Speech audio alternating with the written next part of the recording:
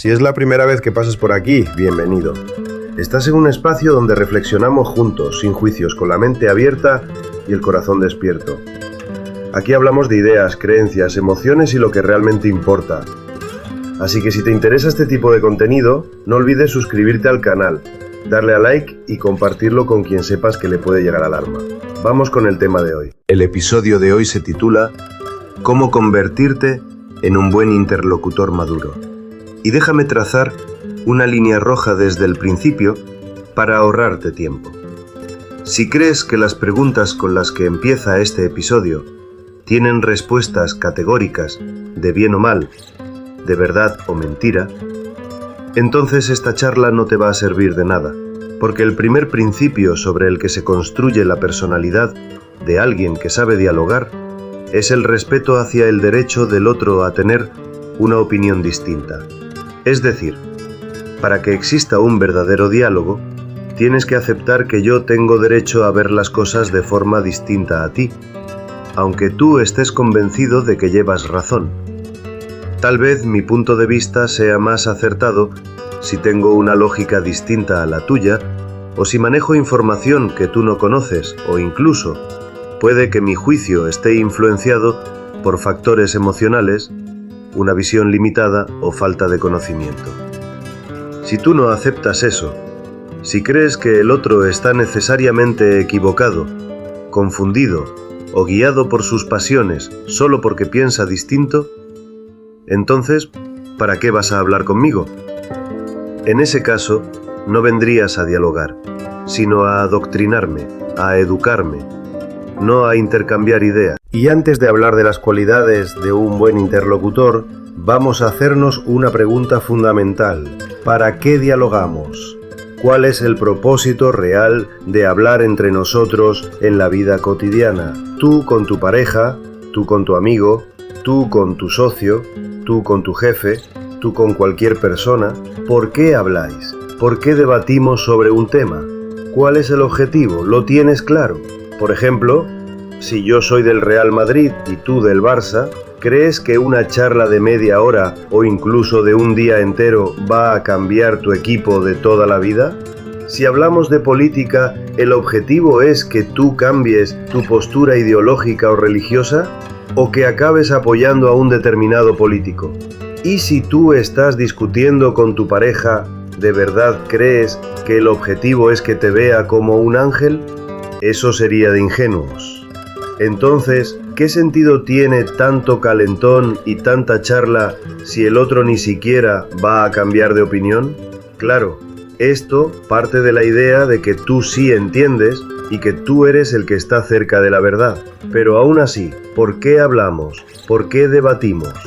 Cuando estamos en desacuerdo sobre algo y entramos en un diálogo, el objetivo no es ganar la discusión, sino ampliar tu visión, entender más. Eso es lo que hace un buen interlocutor. Me dirás, pero ¿acaso uno de los objetivos del diálogo no es convencer al otro, hacerle ver tu punto de vista, cambiar su opinión? Y te diré, puede ser, y claro que eso es parte del diálogo. Pero la vida y la experiencia nos han enseñado que no puedes meterle una idea en la cabeza a alguien a la fuerza. Por eso tú, como hablante, tienes que conocer tus propios límites, tus derechos y hasta dónde puedes aspirar. Y por tanto, no te queda más remedio que recurrir al diálogo maduro. ¿Y cuál es el opuesto del diálogo? ¿Sabes qué es? El opuesto del diálogo es la discusión tóxica, el debate vacío. En el mejor de los casos, debatir es un tipo de negociación, y eso tiene sus herramientas y expertos que saben de eso más que yo. Pero el objetivo del diálogo es otro. Cuando hablo con mi pareja, no estoy negociando, estamos intentando comprendernos, ayudarnos a entendernos mejor. Y eso es imposible si piensas que tu visión es la única válida, que quien está contigo es un santo y quien está en contra es un demonio. O que, si alguien está de acuerdo contigo, es que te respeta, pero si no piensa como tú, entonces te falta respeto. Y mira. Etimológicamente la palabra diálogo significa revisar las palabras. Un intercambio entre dos o más personas. Y ojo, eso no implica que haya enemigos, revisar lo que se dice, no atacar, no lanzar golpes. ¿De acuerdo? Eso es diálogo. Si no estás de acuerdo con esto, no pasa nada, puedes parar aquí.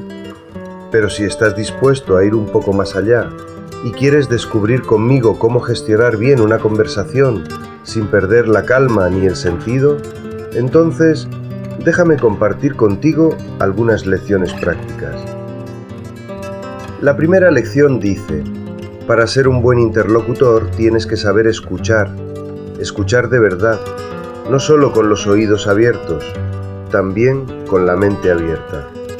Escuchar no es quedarte callado mientras ya estás pensando en cómo vas a contestar. Escuchar es dejar que lo que dice el otro te entre en la cabeza.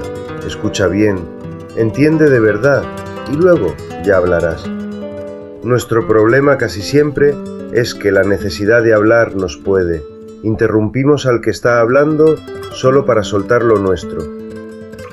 Cuando las miradas se clavan en ti mientras hablas, cuando interrumpes y te adueñas del turno de palabra, hay una parte dentro de ti, tu ego, que se hincha, se infla. Y desde la primera palabra, aunque el otro esté hablando, tú ya estás deseando cortarle. Sí, estás esperando ese momento. Y además tienes tus excusas, tus razones. Te crees que lo tienes claro, que sabes perfectamente lo que vas a decir. No, lo ha dicho mal. No ha entendido nada.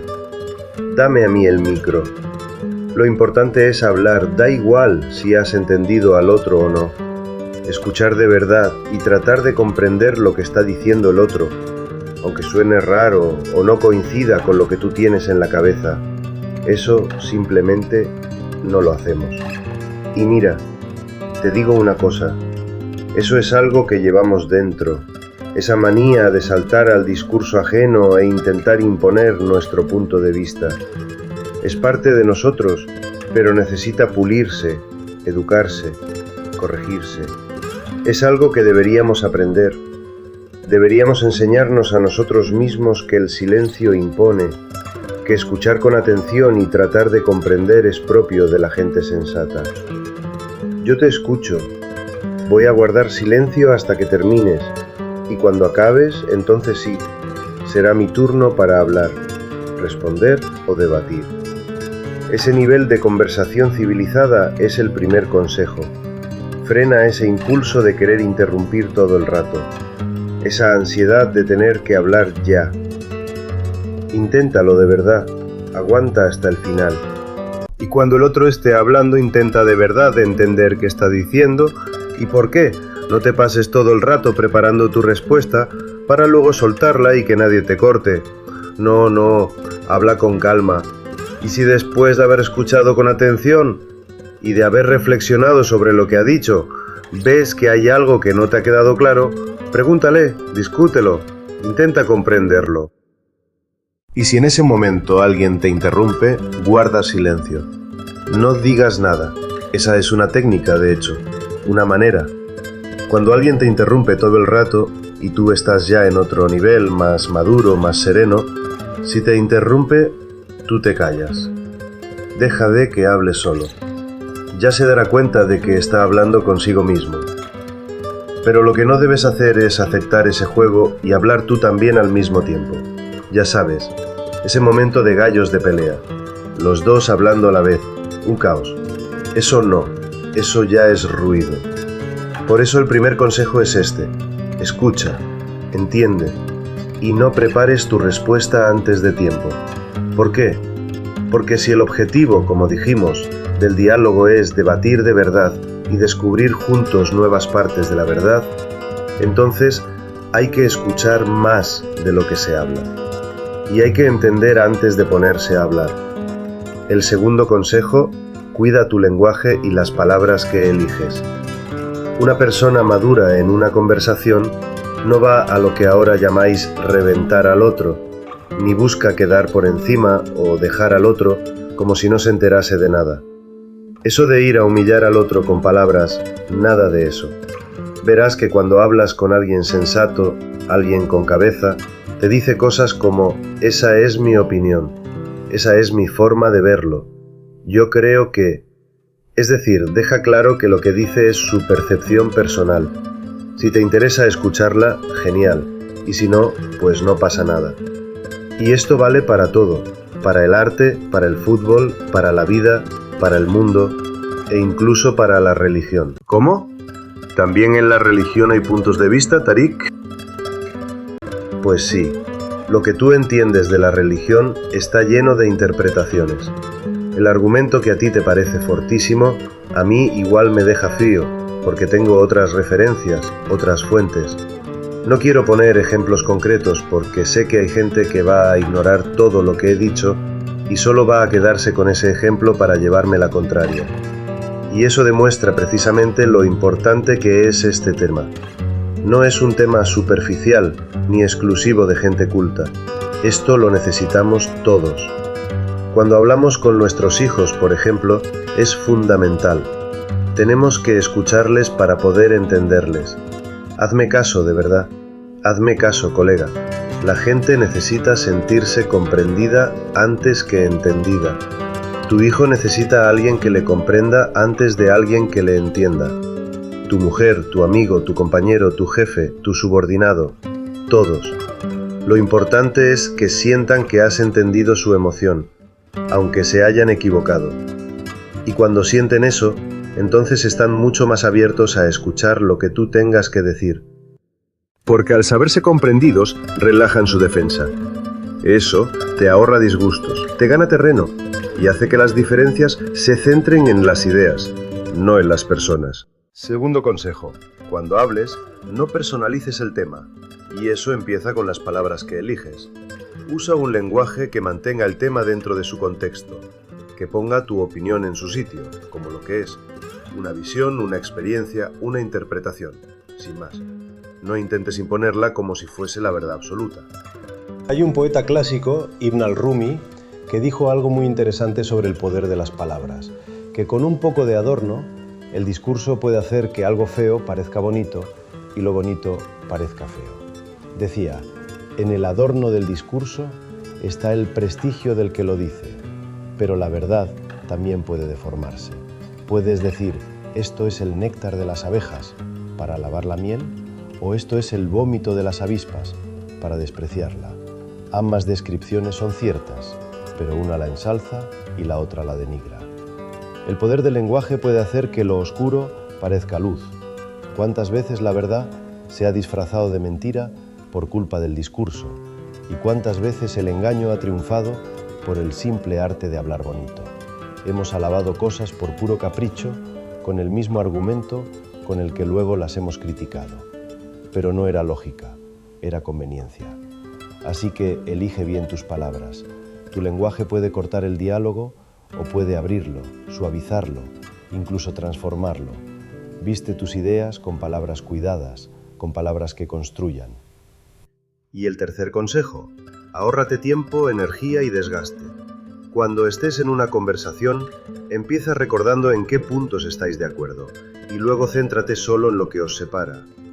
Si tú y tu pareja tenéis una discusión o tú y tu colega estáis enfrentados por algo, lo sensato es empezar por lo que sí compartís. Y ya si encima recuperas algo que el otro ha dicho y lo reconoces, eso desarma por completo. Por ejemplo, sí, tienes razón, últimamente estoy bastante irascible y estoy de acuerdo contigo en que no está bien y que no debería haber reaccionado así, pero luego añades, ¿te parece bien si hablamos del por qué? ¿Ves esa frase? Esa frase, tan sencilla, está llena de sentido. Le estás diciendo, estoy de acuerdo contigo, y luego expones tu punto. Eso reduce la tensión, te hace ver como alguien que quiere encontrar una solución, no un combate, y le haces sentir al otro que comprendes por qué dice lo que dice. Así, no rechazas todo su discurso, no lo niegas por completo. Simplemente tienes una objeción sobre un detalle o sobre la conclusión. Estar de acuerdo con parte del discurso del otro o reconocer algún punto que tiene razón lanza un mensaje muy claro, que no estás compitiendo, que no estás intentando ganar el debate como si fuera un combate, sino que estás siendo justo, honesto, diciendo lo que piensas y también reconociendo lo que el otro aporta. Eso genera respeto. Y además te ahorra un buen disgusto y mucha frustración. El cuarto consejo tiene que ver con tu inteligencia a la hora de marcar el techo de tus expectativas y lo que esperas del diálogo. ¿Qué significa eso? Significa que la persona con la que estás hablando, ya sea tu amigo, tu mujer, tu marido, da igual.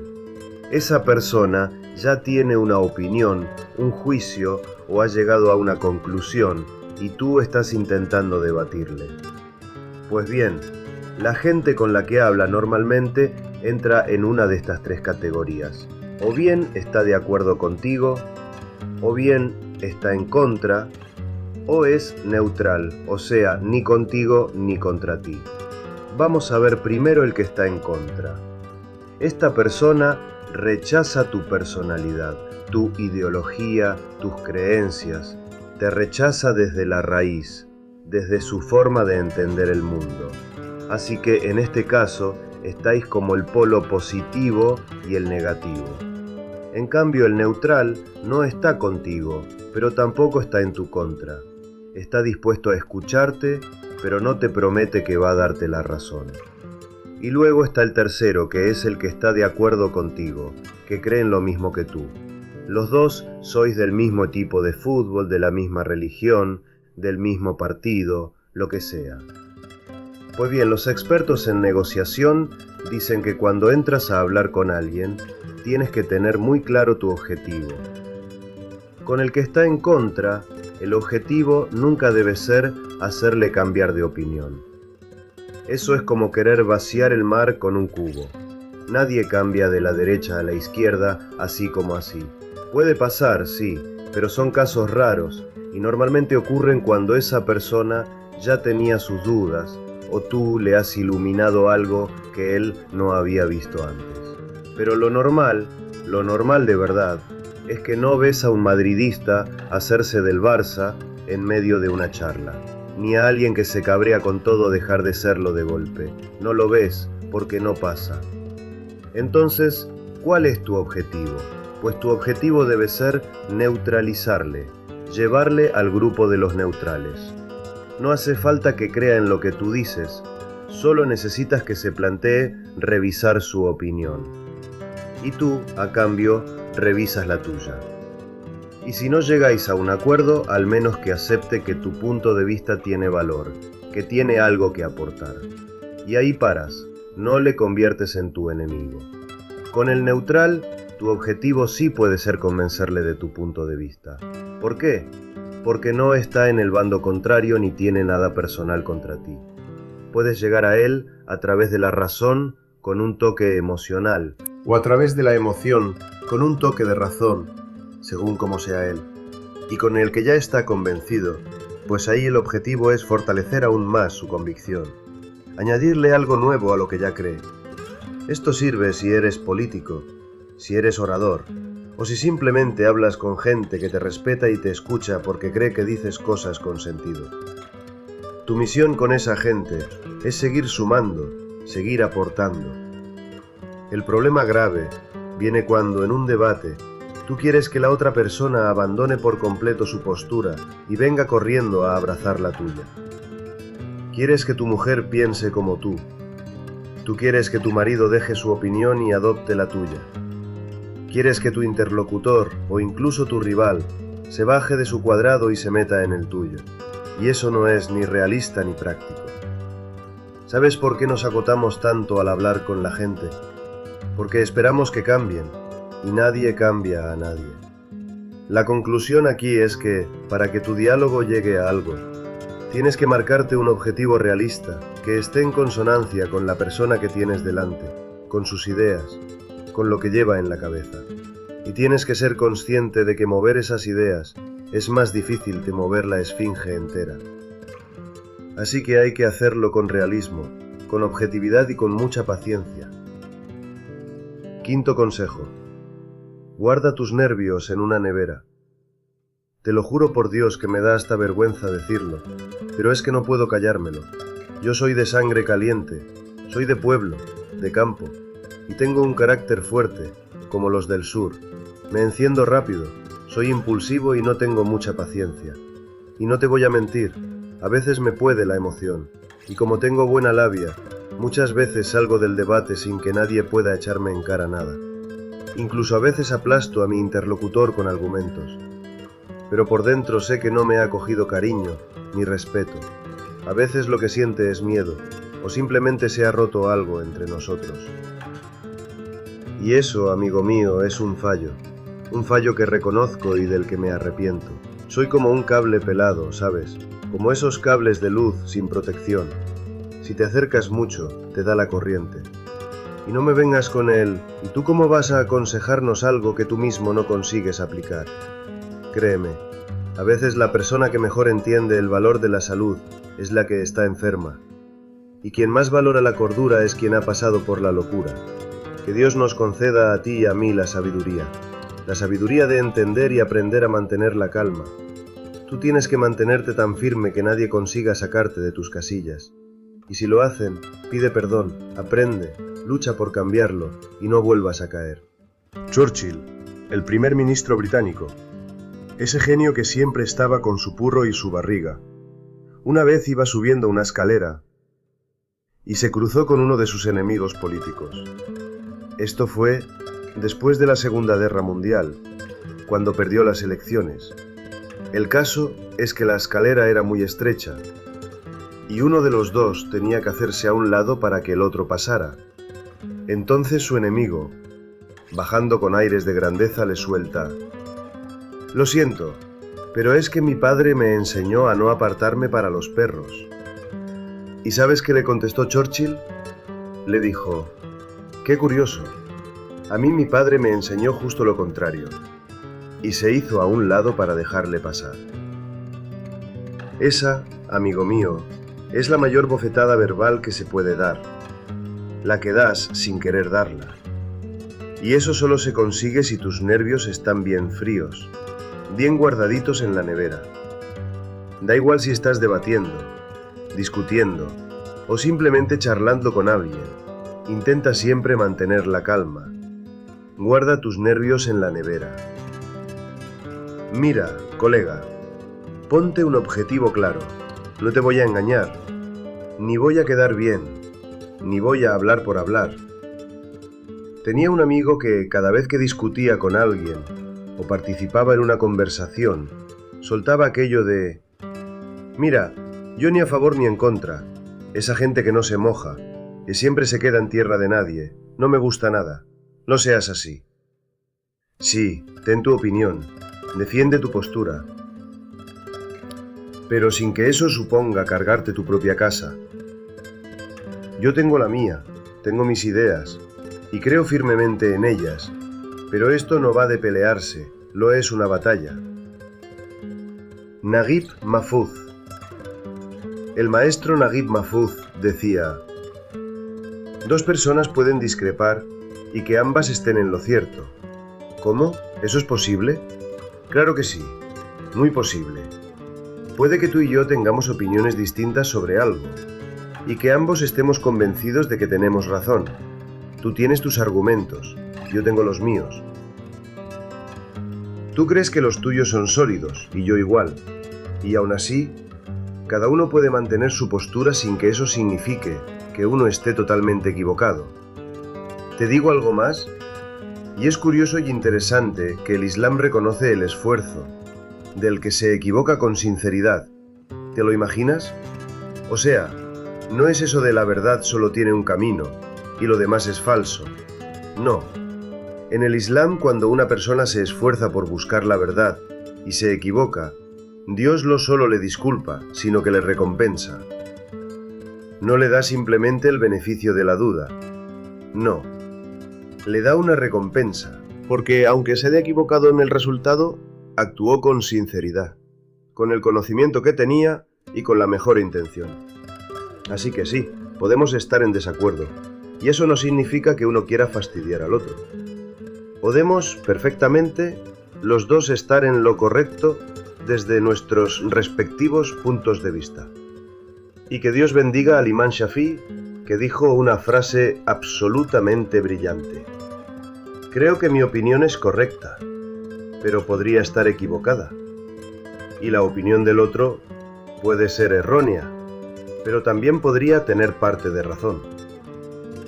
¿Por qué dice que cree que es correcta? Porque según lo que él sabe, lo que ha vivido, la información que tiene, su opinión es lógica y válida. Pero admite que puede estar equivocado. ¿Por qué? Porque podría haber un dato que no conoce, algo que se le ha escapado.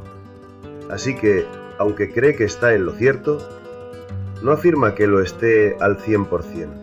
Y cuidado, que esto no es solo palabrería. Cuando el imán Shafid decía eso, no lo soltaba como quien repite una cita bonita. Lo decía y lo practicaba. Porque quien realmente cree que su opinión puede ser incorrecta, nunca va a burlarse del otro, ni a menospreciarlo, ni a dudar de sus intenciones. Simplemente debatirá con respeto. Defenderá su punto de vista con fuerza, sí, pero sin perder el corazón de quien tiene delante. Ganar corazones, evitar las divisiones y encontrarse en un punto intermedio sin traicionar tus valores, eso es de sabios. Por eso te doy este consejo. No discutas con un ignorante. No te metas en una conversación con quien no cree que los demás tienen derecho a pensar diferente. Y no te consumas intentando convencer a un fanático de que el sol sale por el este. Uno de los mayores signos de inteligencia es saber escoger bien las mentes con las que dialogas. Y como decían los antiguos árabes, un enemigo inteligente es mejor que un amigo ignorante. Que Dios nos conceda claridad de corazón, sabiduría de mente y que no nos falte nunca el buen juicio ni la capacidad de acertar. Y hasta aquí llegamos por hoy. Si algo de lo que has escuchado te ha hecho pensar, sentir o mirar las cosas desde otro ángulo, entonces ya ha merecido la pena. Te invito a suscribirte si aún no lo has hecho, darle al like si te ha gustado y compartir este vídeo con quien creas que puede encontrar valor en él. Nos vemos en el próximo. Cuídate mucho y gracias por estar aquí.